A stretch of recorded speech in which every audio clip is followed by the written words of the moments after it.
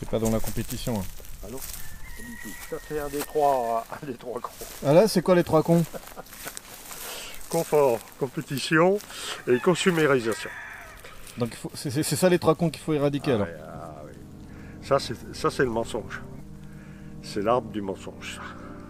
Ouais, comment ça? Avec trois des fruits qui sont dessus.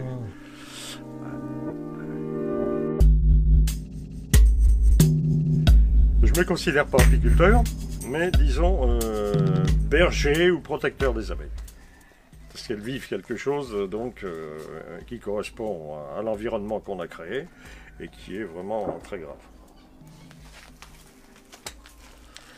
Qui est très grave.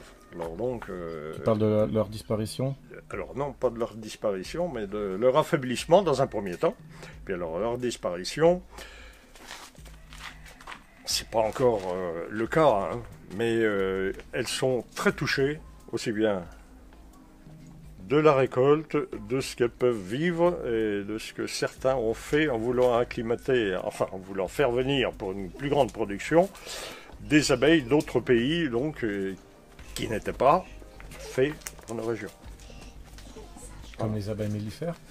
Alors oui. Là on appelle. Il me semblait qu'elles n'étaient pas endémiques, ouais. Oui, voilà, c'est ça. Hein. Alors toutes les petites abeilles sauvages de chez nous qui vivaient dans la forêt, dans les arbres ou donc dans les vieux murs ou plein d'endroits, quoi, qui vivaient en sauvage tranquille. Et ben, avec le croisement avec les bourdons qui viennent d'autres espèces, ça formait donc des mutations, hein, voilà. Et qui ne correspondent plus à ce que nos petites vieilles noires d'ici, donc elles faisaient. Voilà. Elles étaient habituées à des plantes, et celles qui viennent d'autres pays étaient habituées à d'autres plantes. Ouais. Est-ce que notre climat aujourd'hui... Alors moi je fais donc plutôt un conservatoire, j'essaye de garder les petites noires. Je suis en lien avec les gars de la forêt, avec l'ONF et tout ça, donc où lorsqu'il y a des arbres abattus qui sont porteurs d'une ruche dedans, donc on récupère donc, les troncs. Ça c'est... On fait ce qu'on peut, chacun à notre petit niveau, quoi. Parce que c'est local, l'abeille ne va pas à 10 km. Hein. L'abeille, elle rayonne sur 3 km de rayon, quoi. Enfin, rayon, ouais. Alors, s'il n'y a pas de pollution sur un diamètre de 6 km, donc, bon, ben, c'est à peu près tranquille, quoi. Mais il s'agit qu'il y ait qu'un qui est en face, et puis, voilà. La pollution humaine est problématique? Eh ben oui, parce que c'est tout, il y a des traitages, donc les paysans, c'est ceux qu'on incrimine les premiers, avec glyphosate et puis nicotinoïdes et compagnie, mais nous aussi, avec notre vie courante, donc on y est. Hein. Ce matin, je suis allé chercher de la colle, je fais de la marqueterie, hein. Donc, et pour l'encollage, donc il me fallait de la colle, j'en ai plus. Et j'ai vu sur le comptoir donc les grosses bombes pour tuer les frelons et tout ça. Alors, c'est pas perdu. Hein. Dans la nature, ça se retrouve. Hein. C'est pas éliminé. Hein. Soit c'est emmené par le vent et ça retombe où ça peut. Surtout qu'ils mettaient donc un rayon d'action de 6 mètres. Hein. Donc, à 6 mètres, tu les attends. Hein. Il y en a d'autres, il y a du bazar qui s'en vont partout. Et ça se retrouve dans l'eau. Et les abeilles, elles boivent. Okay. Et voilà. Et alors, donc, même nous, avec les produits de vaisselle, les produits de lessive, tout ce qu'on a, quand on va dans les supermarchés et qu'on voit l'étalage de tout ce qui est, comme disait Coluche, hein, plus blanc que blanc, bon, ben, ça se retrouve dans l'eau. Hein. Et elles boivent. Elles vont boire ça. Et après, on est étonné qu'elles meurent.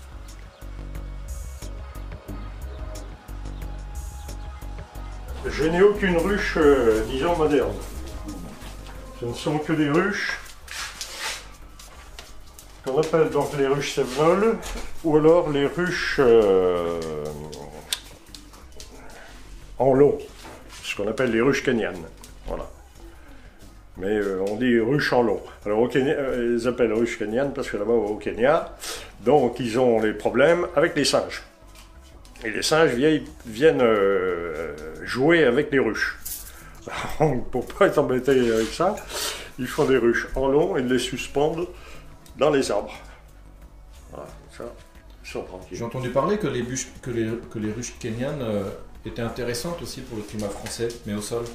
Alors, donc j'en ai et qui fonctionnent. Ça, ce sont deux que je garde donc pour les expositions. Voilà. Alors, elles sont soit en tronc, soit en vannerie spiralée. C'est-à-dire la vannerie donc faite avec paille de seigle en général, et puis ronce. Voilà, il n'y a peut-être pas assez de lumière, si. Si. Et donc, je fais ça, et en complément, je fais un décor souvent de marquette. Voilà. Alors ça, c'est pour les ruches kenyanes. Donc là, en paille, et puis j'en ai fait d'autres. On est à touche là. Et alors donc, voilà. C'est Jacques qui l'a mis. Ça, c'est... Oui. Alors, il y a les deux, hein. Il y a deux choses là. Il y a deux en symbolique. Donc, il y a un fond de panier. Donc, il y a la vannerie. Et en plus de ça, ça fait un peu penser donc à la barre sur un bateau pour se guider. Ce qu'elles font, elles, en se communiquant, donc, elles volent de fleur en fleur. Ah oui, pas mal. Oui. Pas mal. Oui, oui. Oui, oui. Voilà. En bas. En bas. Non. Donc voilà, c'est sa chambre à coucher. Comment? Je lui ai montré ta chambre à coucher. Ah oui. Tu dors là? Ah, moi je couche dehors, oui. Enfin, c'est pas dehors, mais... Souvent donc, voilà. Tu Ouais. couches souvent dehors? Là? Ouais. Ah ben, toutes les nuits. Hein, Toutes les nuits? Ah oui, oui, oui. Quand il y avait 30, plus 30, et quand il y a moins 15, donc moi c'est là. T'es mieux là que dans la maison? Je suis mieux en contact avec la nature. C'est plus près. C'est plus près. J'avoue. Oui.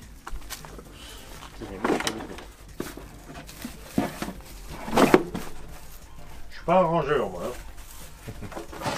On va enlever, Ça là. peut pas être tout. Hein. Ah, on peut pas tout faire. Et je dis que ranger, c'est une perte de temps par rapport à la fabrication.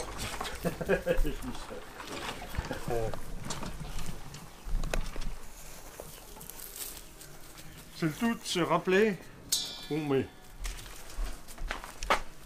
On va aller là. Marqueterie avec la signification de ce qu'il y a. Parce que je vis avec les abeilles, moi. Et elles m'inspirent et je leur rends donc en leur donnant le meilleur que je peux. Voilà. Alors, donc c'est un tronc comme une ruche sévenole, mais au lieu, moi, on n'a pas de lauze. Les ruches sévenoles sont couvertes avec une lauze. Tu sais ce que c'est que les lauzes? Non. Non, ce sont des grandes ardoises brutes de refend. D'accord. Et tu prends une lauze, t'as pas 10 kilos dans les bras, hein. Tu as 25-30 kilos sur le... Okay. Ouais. Ça s'envole pas, hein. Il sévenole, il est solide. Alors là, tu vois, donc, tu as comme une coque de bateau, avec les deux barres, donc, tu as la voile qui correspond donc à la marqueterie que tu as là, et puis autour, les fleurs. Et les abeilles vont de fleur en fleur. Voilà, avec la barre. Ça, c'est ma signature. La feuille de chêne. T'en as une autre aussi, celle-là? J'en ai toutes. Là, tu as la fleur de vie. Je sais pas si tu connais. Cette rosace, donc la fleur de vie. C'est là. Et avec le yin et le yang. Ébène et donc nacre. Les abeilles chantent, donc.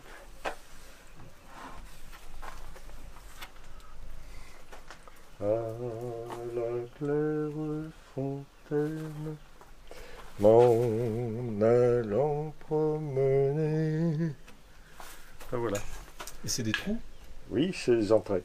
C'est les entrées, C'est les entrées de ruche. Ouais. Et leur chant qui s'envole avec les fleurs dans les étoiles. Voilà. Voilà une autre, donc, avec un décor de lierre.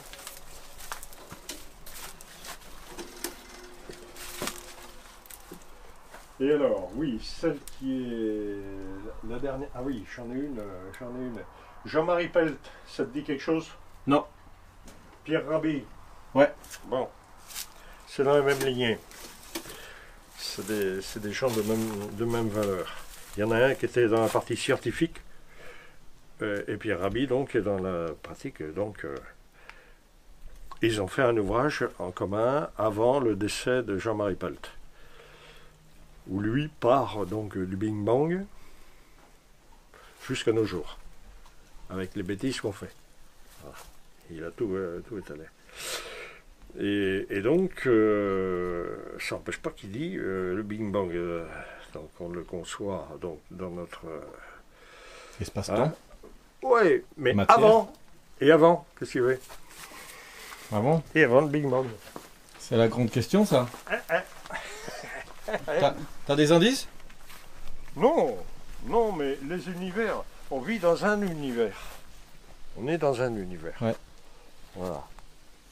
Des univers dans lesquels on est, d'abord on ne sait pas à quel endroit il s'arrête. Des univers comme on est, il y en a. Qu'est-ce qui te permet d'en être si sûr? Quelle expérience? L'infini. Le concept de l'infini. Le concept de l'infini. Ce qui veut dire, quand on dit infini, c'est pas parce que c'est grand, non, c'est parce que c'est infini, que ça continue. Ça, on a du mal avec ce concept en tant qu'humain, non? Ah oui, non mais on peut pas. On peut pas. Ouais. C'est au-delà de notre compréhension. C'est au-delà de la matière. C'est au-delà. Sauf si la matière est l'infini aussi. Oui. Alors, quand tu dis au chant que tout ce qu'on voit, ce n'est que vibration. Ah. Vibration et énergie. Oui, mais justement, l'énergie, Ouais. elle se fait dans les vibrations. Alors, oui, alors que là... C'est un gros indice, ça, non? Quand on touche un bout de ferraille, eh ben oui, mais c'est des vibrations. Ouais. Et quand on voit une peinture, quand on écoute de la musique, c'est vibration. On met plus vibration sur les sons que sur la matière. Alors qu'en fin de compte, c'est aussi... C'est vrai. C'est pour ça que, quand on parle des saints qui faisaient des miracles, c'était sur les vibrations. Voilà.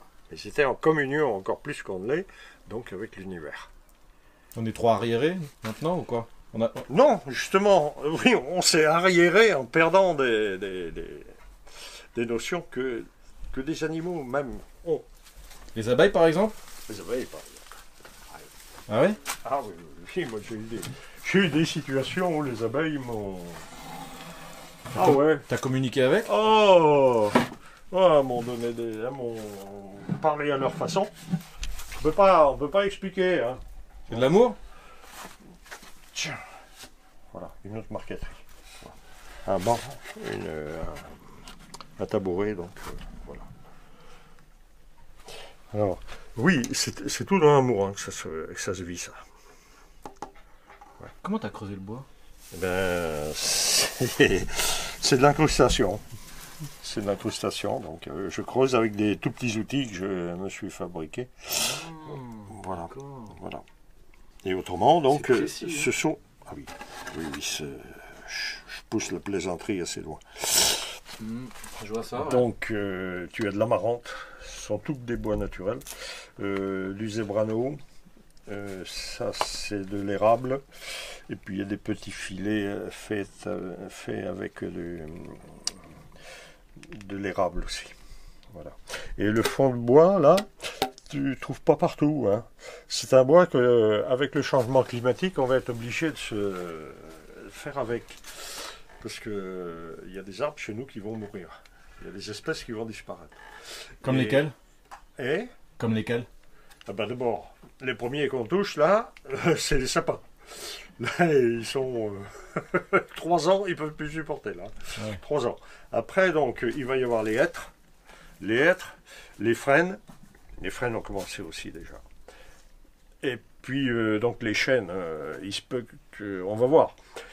il y aura peut-être des arbres qui vont apprendre à vivre en autarcie sur leur sève. Ce sont des arbres qui vont se sauver, ça.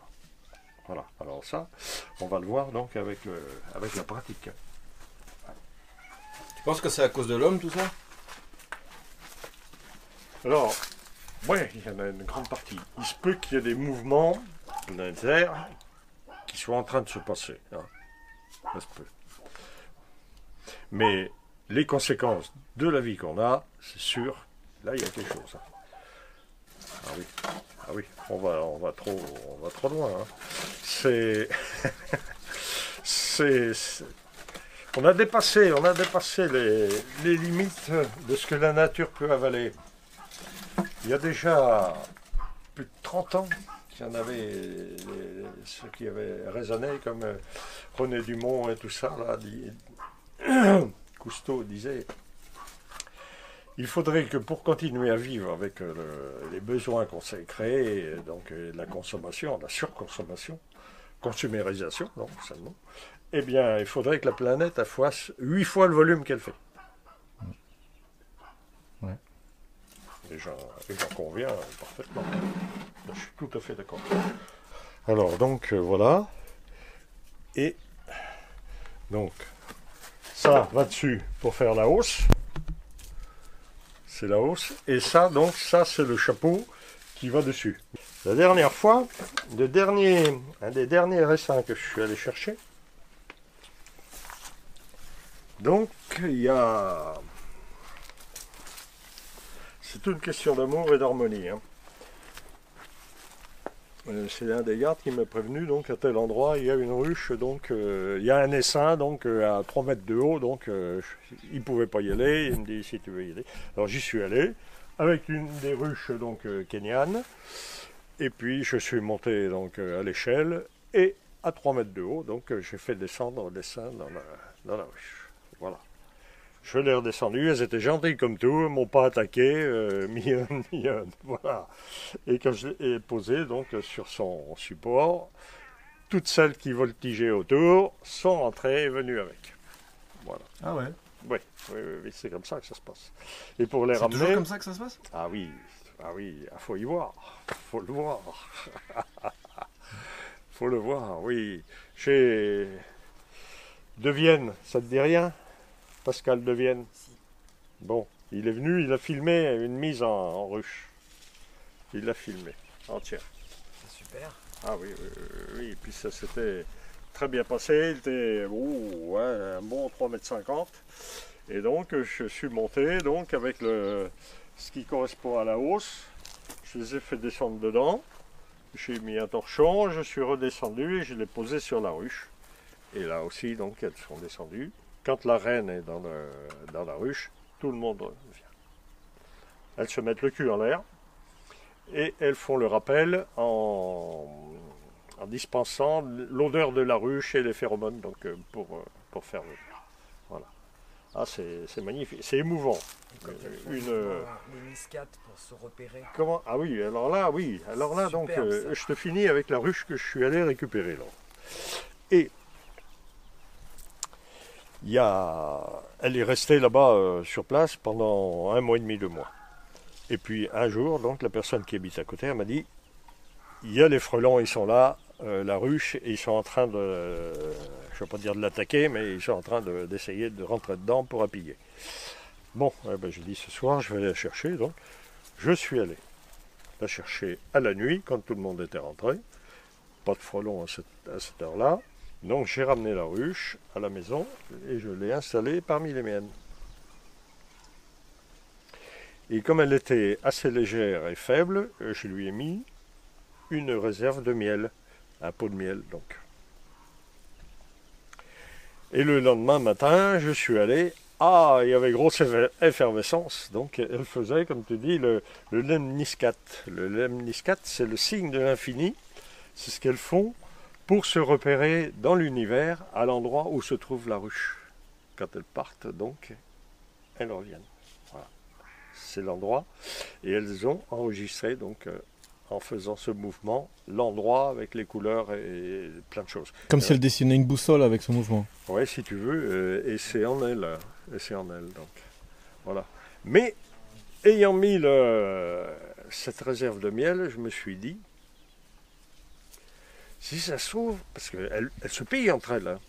S'il y a une ruche qui est faible et qui est en train de mourir, les autres ruches vont venir dedans pour récupérer le miel. Hein. Ah oui. Ouais. D'accord. Et j'ai pensé que c'était ça qui se passait. Alors j'ai dit, bon, ben, le coup est fait, j'ai fait une bêtise. Hein. Et donc, le lendemain, j'ai dit, je vais attendre le lendemain, donc voir si vraiment c'est qu'elles étaient en train de piller. Alors, j'ai observé. Le lendemain, aucun signe de pillage. Aucun signe de pillage. Alors, déduction. Je crois qu'il y a des abeilles, des ruches d'à côté, qui sont venues et qui leur ont expliqué, parce qu'elles savent que je vis avec elles, non pas pour les exploiter, mais pour les protéger. Et alors donc, je pense qu'elles sont venues pour expliquer à cette nouvelle ruche où se trouvaient les points d'eau et où se trouvaient encore des fleurs pour pouvoir alimenter leur ruche. C'est ma déduction. Voilà. Et elles ont fait donc le lamniscate, dont je te parlais tout à l'heure, ce signe de l'infini. Ouais, Ok. ouais. Ah oui, ça c'est une chose. Incroyable. Les abeilles, il y en a qui ont fait des études scientifiques un peu de toutes sortes, mais on est loin de tout savoir encore. Oui, j'imagine. Ah oui. Parce que les apiculteurs vivent pour la production. Alors que moi, donc, je suis dans la protection. Et sur le nouvel ouvrage que Bernard Bertrand et son équipe viennent de sortir, donc là, Abeilles en liberté, on retrouve ce phénomène où je suis dedans. Ouais. Ça, c'est... Et alors, donc, Effectivement, ouais. je cultive pour elle. Voilà.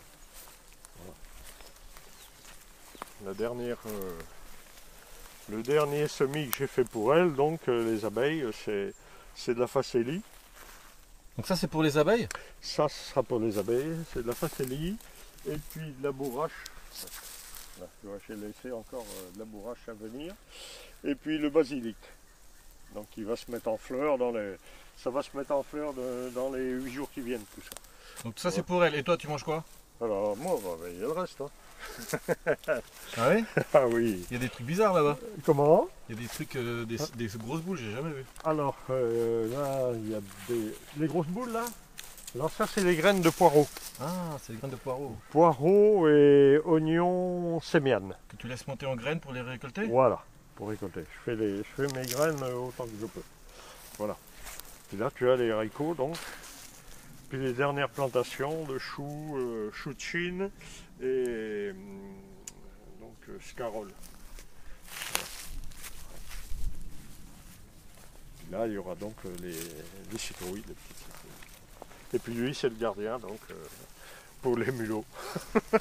Les campagnols. Il a son rôle à jouer. Ah oui, il a sa place. Il y a des chats qui sont plus portés sur les oiseaux que sur les rongeurs. Mais lui, il fait surtout rongeur. Quelques oiseaux. Oui, c'est bien.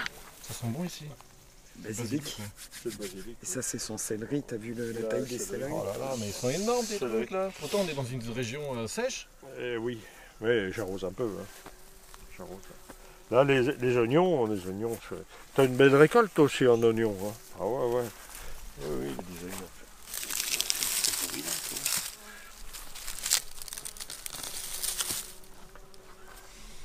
J'en fais 400. Il y a eu 400 de plantés. Ouais.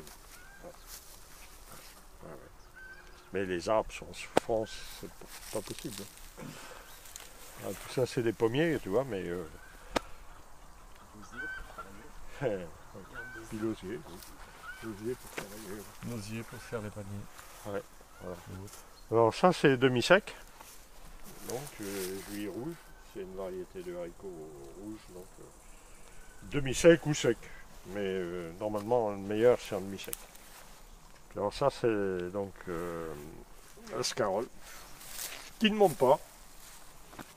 Je l'ai fait dans la bonne période de lune et donc il n'y a pas de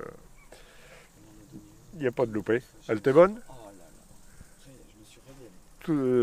Tout le monde le dit. Ça fonctionne bien de jardiner avec les lunes alors? Ah oui. Vraiment? Ah oui, oui, moi je regarde. Je regarde. Parce que j'ai rarement vu des potagers aussi luxuriants alors. Non, c'est rien là cette année. Oh là! Oh là, c'est rien cette année. Ah non, non, non, non. Là, avec la sécheresse, c'est ridicule. Hein. C'est ridicule. Oh, une année où il y a un peu de pluie, là tu vois les choses. Hein. Là c'est mieux. C'est mieux. Alors, ça c'est la deuxième tournée de haricots. Les haricots, donc haricots verts. Alors j'arrose bien sûr, mais je paille. Hein. Faut pailler hein. Avec une sécheresse comme ça, il faut protéger le dessus de sol. Faut protéger. Sinon, ça va pas. Le soleil est trop méchant. Le soleil est trop méchant. Ah ouais. Ah ouais. Alors donc il y a les osiers, oui, effectivement. Les osiers pour... ça c'est les volubilis. Mais c'est pareil, il faut en manque. Hein. Une ruche forte, ça compte entre 30 000 et 50 000 abeilles dans une ruche. Ouais. Là, il y en a la première, c'est un tronc. Celle-là, c'est peut-être 35 000 abeilles. Voilà.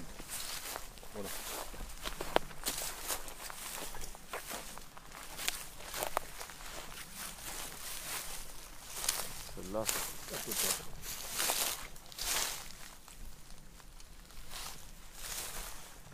Ensuite, tu as une ruche kenyane, donc là,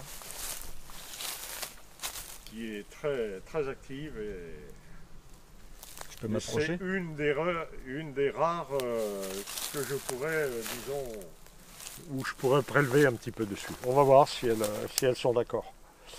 Parce qu'elles causent, si elles veulent bien ou si elles veulent pas. Comment tu le sais? Eh ben, elles viennent piquer. Tout simplement. C'est comme ça qu'elles causent. Elles viennent piquer. Bon, Ah je ouais, vais m'approcher, je prends le risque. Tu n'es pas allergique. Je ne crois pas. Non. Je peux m'approcher pour filmer les filles? Pas devant, sur le côté. Sur le côté. Légèrement sur le côté. Parce que devant, j'imagine que c'est l'envol. ah, c'est leur C'est la lampe piste de d'envol. lancement Ouais. et d'atterrissage en fait. Oui, atterrissage au départ. Dans un œuf tranquille aujourd'hui.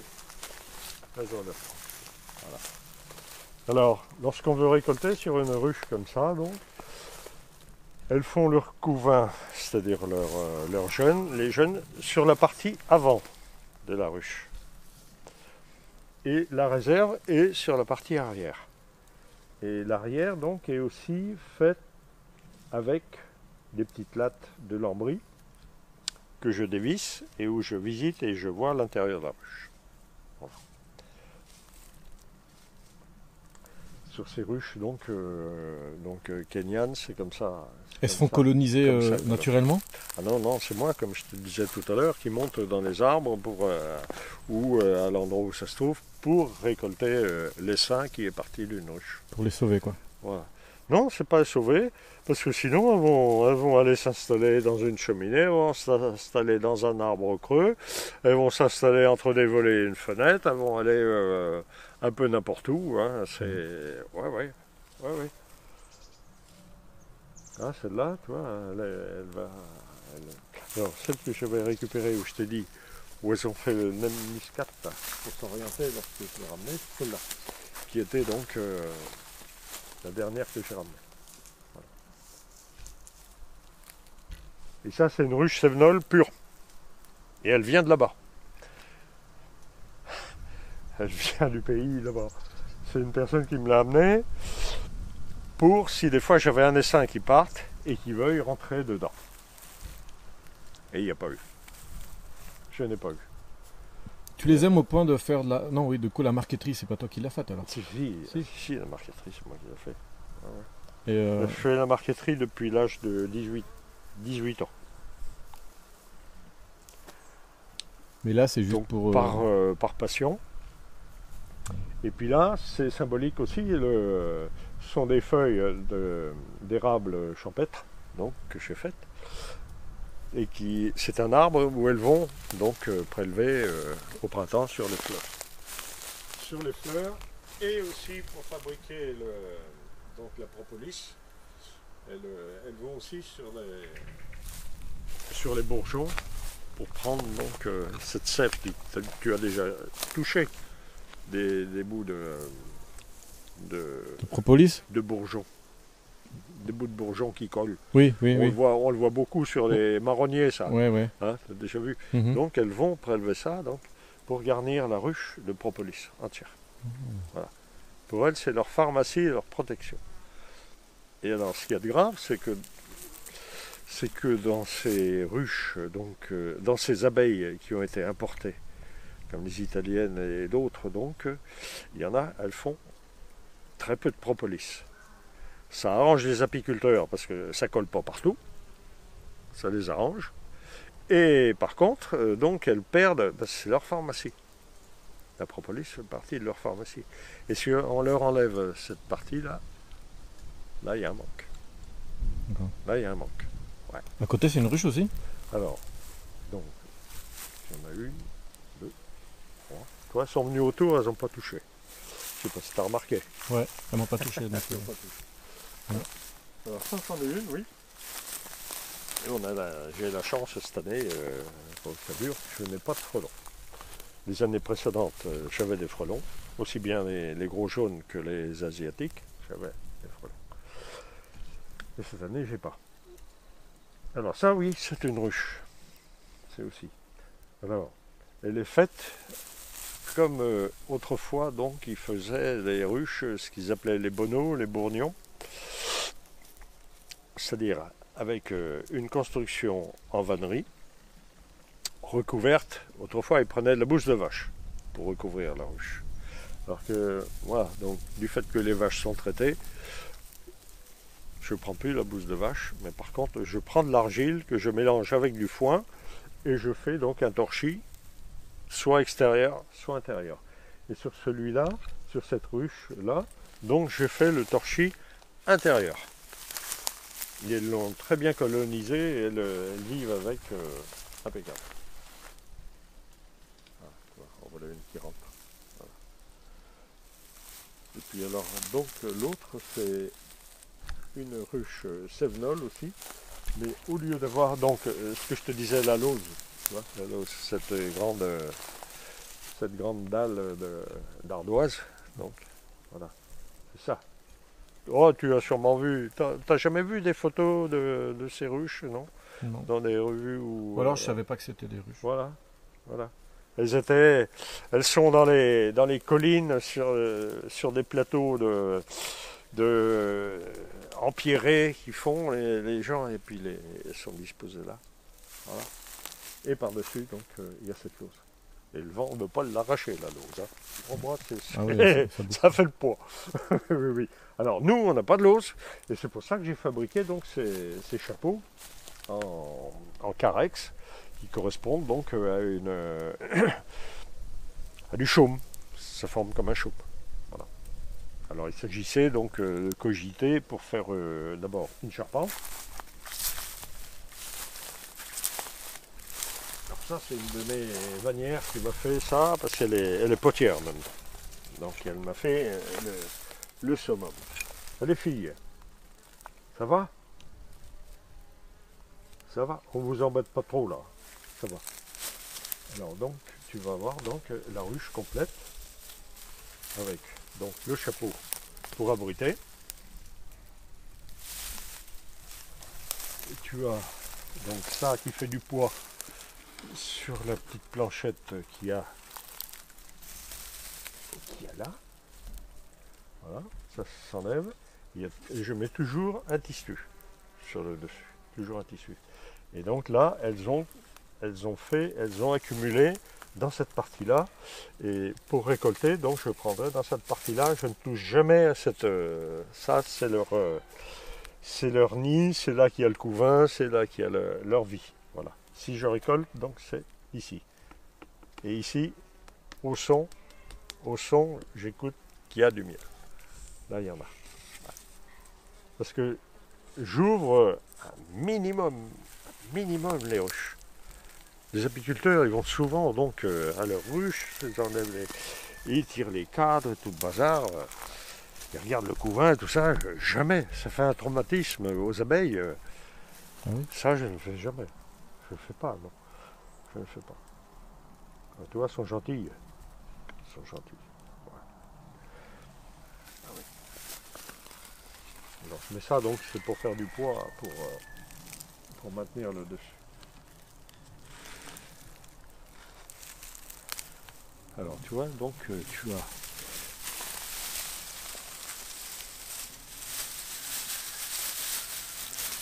tu as une charpente, donc, que j'ai faite avec du bambou. Et puis, par-dessus, donc, je mets la couverture de chaume.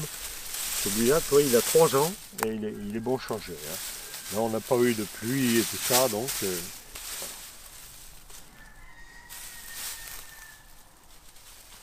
Alors, du fait qu'il y reste un trou en haut, bien sûr, je n'ai jamais réussi à trouver autre chose de mieux que ça. Hein, pour mettre. Voilà, pour le protéger. Voilà. Puis alors, donc, le sommet, je le mets là. Voilà. Alors ça, c'est une ruche qui fonctionne et très très bien. À l'entrée de l'hiver dernier, elle était légère, parce que c'est comme ça que je contrôle donc, son état, donc s'il y a de la réserve ou pas. Je les soulève. Très très légère, je dis elle ne va pas passer l'hiver. Je lui ai mis la valeur de ça, de miel, donc, mais dans des pains. Quand je récolte donc en pain. Je ne récolte pas pour écraser, non. Je récolte en pain. Je coupe ce qu'on appelle, voilà, des brèches, on appelle ça des brèches. Et alors donc, je leur en ai mis une, donc à la valeur de ça, et qui était épaisse comme ça leur a suffi. Quand est arrivée la floraison des noisetiers et des saules, elle a rempli la ruche à une vitesse. Ah oui. Ouais. Donc une bonne reine, qui a fait la qualité d'une ruche vient la qualité de la reine. Si la reine est forte, c'est une merveille. C'est ça qui fait la différence. Ici, tu vois donc, là j'ai pas mis une ouverture en carex, bien sûr, mais ça c'est une ruche qui a 5 ans. Sans que je n'y touche jamais rien, jamais touché. Elle a 5 ans et t'as jamais rien fait dessus. Jamais rien fait dessus. Et elle est vivante. Ah oui, oui. Et elle me donnait des essaims, sauf cette année, où il y a eu une déficience d'essaims, j'ai pas eu d'essaims. D'habitude, sur 8 ruches, j'ai une dizaine d'essaims. Cette année, sur les 8 ruches, il n'y a pas eu un seul d'essaim. C'est pour ça que je dis que la gravité de la qualité de l'environnement, elle est là. Hein. Tiens, le loup qui est perdu.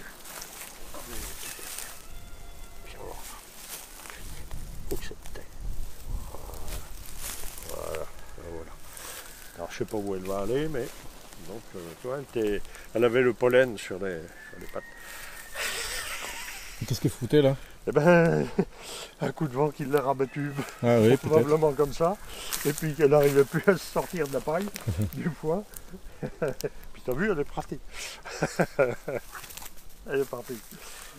Ah oui. Tu l'as sauvée nouvellement. Comment? Tu l'as sauvée nouvellement. Ah bah oui, mais ça m'est arrivé plusieurs fois d'en voir hop tomber, et puis parce qu'il faisait frais, et puis de les prendre et puis de les remettre donc, dedans. Hein. C'est insignifiant par rapport à 30 000 abeilles. Mais c'est le coup, c'est le coup. Tu communies avec elle, moi je communique, elle communique. Alors tu vois une ruche moderne là, mais il n'y a rien dedans, hein. Elle n'est pas à moi. Ah, Ça celle-là. aussi. Ah oui, celle-là, d'accord. Oui, la ruche carrée là. Voilà. Autrement, celle que tu as derrière là, ça c'est quelque chose de très puissant aussi, c'est pareil, Elle a au moins, elle a 5 ans, elle a le même âge que l'autre. Hein. Mais c'est très fort, très très fort. Puis ça c'est une ruche Sévenol aussi qui date à peu près de la même époque. Ça c'est un petit peu moins fort. Et puis alors là aussi c'est, tu as vu donc avec la vannerie intérieure, celle-là là-bas, avec l'enduit donc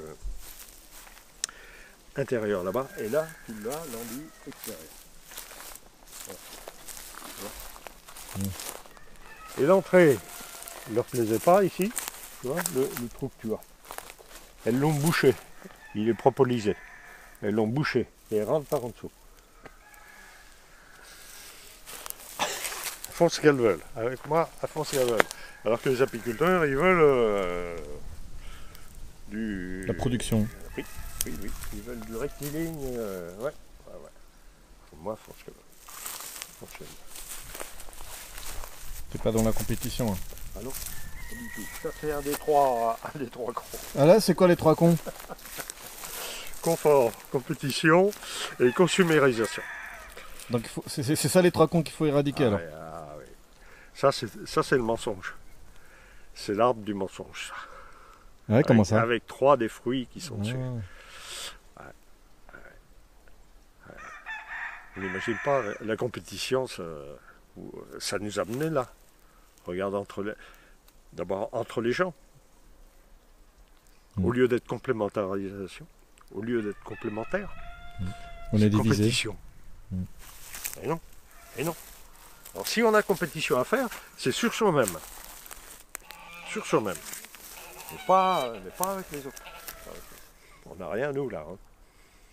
On n'a rien. Nous. On est comme chantait Grimald White, 2 passages. Ouais. 2 passages. On garde peut-être. Juste 2 passages. On garde notre expérience. Comment? On garde un peu notre expérience. Ah bah oui, puis on la communique aux autres. Hein. Ouais. Et puis alors là, ça rejoint notre expérience. Ça rejoint le grand, la grande bibliothèque de l'univers. Hein. Eh oui. Ouais. Eh oui. C'est vrai. Tu nous parlais de tes veillées de vanille, parce que t'es un grand maître qui passe les savoir-faire. Ah, je ne suis pas un grand maître, non. Si, 1m72. Oui, 74. 74, je te rapetissi. Mais si, Ah, tu peux me rabaisser. mais si, non, je te rabaisse pas, je te rapetissi. Oui, l'éveiller. Non, mais on vit. Ça. On vit. Oui, bien sûr. Merveilleux. Mais on vit tout un tas de circonstances dans la vie où on dit oui ou on dit non. Hein, bon. On est libre. Hein.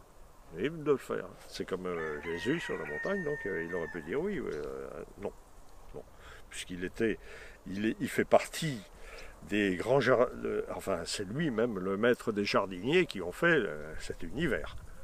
Bon, c'est les mondes parallèles hein, qu'on ne voit pas mais qui existent et qui sont là et Jésus est dedans. Jésus comme les saints donc qui ont suivi après tout ça donc et les jardiniers de cet univers donc de temps en temps nous sollicitent. Hein, on écoute, on n'écoute pas, on dit oui ou on dit non. Alors, pour l'éveiller, c'est le cas. Je me suis trouvé donc à la situation, je faisais la vannerie avant, tranquille tout seul, et puis jusqu'au jour où j'ai commencé à faire, quand j'ai maîtrisé, quelques démonstrations pour les fêtes. La fête des plantes, pour des brocantes ou des machins comme ça, et donc on m'a demandé de participer. Et puis je me suis retrouvé avec des gens qui m'ont demandé, mais on aimerait bien apprendre.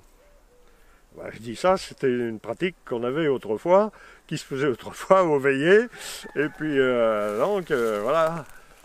Alors, j'ai dit, si vous voulez, vous me recontactez pour la période d'hiver, et puis vous viendrez voir pour apprendre. Voilà. Et ça, il n'y a pas loin de 30 ans. Exactement. Et ça continue. Et ça continue. Et alors, il y en a qui venaient au début, et puis qui ont appris, puis que ça suffit d'un panier, quoi. Mais après, dans l'ambiance de la veillée, ils ont continué de venir. Parce qu'il y a l'ambiance. Bon, il y a la vannerie, bien sûr. c'est là où on commence donc, la soirée. Les jours sont courts, vers 5h30, 6h le soir, donc les premiers qui viennent sont ceux qui font la vannerie. Et puis après viennent ceux qui viennent pour la veillée proprement dit. Alors, tu as vu mes ruches décorées. Mais il y a Tiens, il y a une éclosion. Une éclosion. Enfin, des jeunes abeilles qui sont en train de faire les lemniscates. Là. On tombe dessus. On tombe dessus. Elles font leur orientation, donc pour... voilà, tu es dessus. C'était inespéré. Inespéré. Voilà, alors... Non, c'est pas une éclosion. Elles ont déjà fait plusieurs passages. Elles ont fait le nourrissage des jeunes. Elles ont fait ceci, elles ont fait cela, elles ont fait cela, encore autre chose. Et puis là, elles sont en train de faire l'orientation parce que ce seront elles qui vont partir pour ramener voilà, nectar, et propolis et pollen. Voilà. Voilà, on est dans la situation.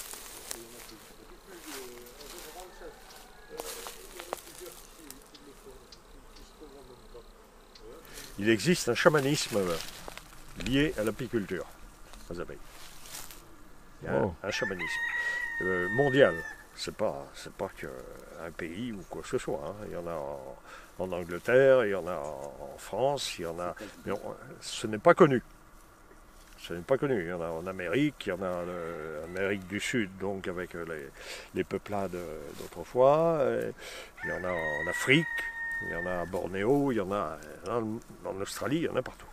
Il y en a partout. C'est quoi un chamanisme donc où tu as une initiation qui n'est pas douce, hein, qui est pas douce, hein, où tu viens vraiment à communier avec les abeilles. Et c'est dans un but de soigner l'homme. C'est pas une recherche de profit personnel. Hein. L'intention, donc, tu restes dans le positif. C'est pour le bien de ceux qui viennent te trouver, qui ont besoin, ne serait-ce que l'écoute. Ne serait-ce que l'écoute. Ouais. Et après, donc, les abeilles nous apportent le miel, elles nous apportent la cire, elles nous apportent la propolis, dont on se sert aussi pour faire donc, des médicaments pour se soigner. La propolis sur une blessure ouverte, c'est génial. Tu n'as pas besoin d'aller chez le pharmacien ou quoi que ce soit. Hein. Tu peux changer d'état de conscience aussi en reniflant Tu l'as respiré la propolis toi aussi l'autre jour. Tu as recommencé, non? Ouais. J'arrive plus à redescendre si je fais ça. Et j'arrive plus à descendre si je fais ça. Oui, ça c'est pas rien. Hein. Ah, c'est pas rien. Ouais, c'est pas... La ruche, c'est une force. C'est une force phénoménale. Hein. D'abord, c'est pas une abeille, hein. C'est la ruche. La ruche. Ouais, donc c'est pas à l'état d'individu, il y a une conscience collective. Voilà, et c'est tout autour de la reine, donc, qui renouvelle, parce que les abeilles, donc, à la saison, maintenant, elles vont vivre un peu plus longtemps. Mais quand il faisait si chaud, là, donc les abeilles vivent pas plus d'un mois. Hein. Alors elle pond 1000 œufs par jour. La reine. 1000 œufs par jour. Minimum, cette saison-là. Et elle s'arrête donc là dans les 3 semaines qui viennent, elle va arrêter la ponte. Ouais. Donc cette génération qu'on a vu sortir là, comme pour s'orienter, comme on a vu là tout à l'heure, c'est une des dernières qui va se faire. Et là, elles vont passer l'hiver. Au lieu de vivre à peine un mois, là, elles vont vivre les novembre, décembre, janvier, février. Et puis à mars, ça va recommencer à sortir. Elles vont vivre sur les réserves? Alors, elles vivent donc sur les réserves, oui. Et il n'y aura pas cette mortalité qu'il y a donc avec toute l'effervescence qu'elles ont, hein, toute la force qu'elles développent à cette saison. Alors, quand il fait si chaud, une chose à savoir, on n'a pas l'impression, hein, mais ça rejoint donc ce qu'on parlait de pollution tout à l'heure, c'est que une ruche donc de 40 000 individus, elle va passer 1 litre d'eau par jour. Ça en fait des allers-retours hein, d'un point d'eau pour ramener par des petites bêtes comme ça. Hein. Des mini-gouttes. 1 litre d'eau par jour. Et alors donc, parce qu'elles entretiennent la température de la ruche à 36 degrés à peu près. Voilà. Pour que le couvain donc se développe et que ça voilà. Alors s'il fait trop chaud, ça va les tuer. Et si ça fait pas assez chaud, donc ça va faire des atrophiés. Alors donc, il faut qu'elles entretiennent cette température. Et donc, elles vont chercher de l'eau quand il fait si chaud donc. Et elles le placent à certains endroits de la ruche et elles ventilent dessus. Ce qui fait comme quand on se mouille et qu'on souffle. Ça fait le même phénomène. D'accord. Voilà. Ouais. Et dans les ruches sauvages, comme ça, donc, les rayons sont faits d'une certaine façon pour que lorsqu'elles ventilent, l'air qu'elles envoient circule dedans. D'accord. Alors que dans les ruches modernes, dans ces alignements comme ça, ils ne peuvent pas faire ça. Ils ne peuvent pas. Parce que souvent, donc, les cadres qu'ils ont déjà mis une pellicule de cire sur laquelle elles construisent. Donc c'est tout bloqué. Il semblait que